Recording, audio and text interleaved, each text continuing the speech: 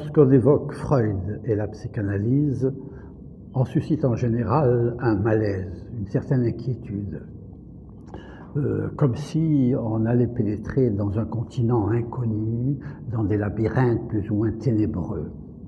Or, il n'en est rien de Freud et de la psychanalyse concernant la notion de malaise. Au contraire, la psychanalyse, dit Freud, a coutume d'utiliser un parler populaire.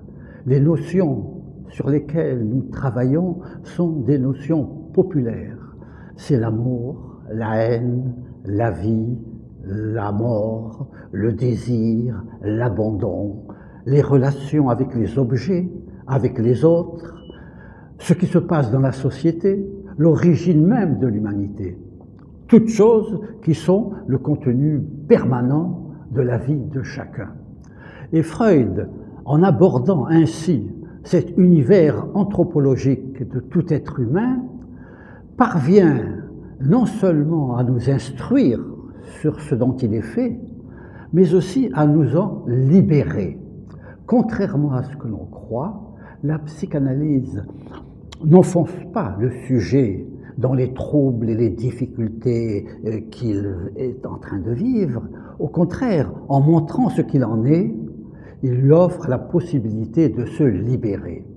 D'où le principe de cette réédition, Freud libérateur.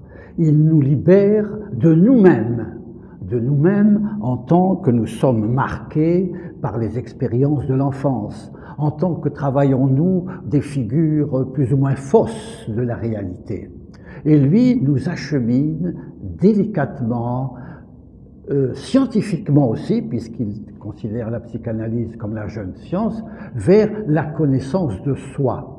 Lorsque, âgé de 80 ans, ayant un cancer de la mâchoire qui n'en finit pas, et dans une Autriche occupée par les nazis, il écrit à l'une de ses patientes ce qui suit: « La vie à mon âge n'est pas facile, mais le printemps est magnifique et tel est l'amour. » L'amour, c'est l'éros de la psychanalyse, c'est-à-dire ce qui fait la structure fondamentale et la joie et la jouissance de tout être humain.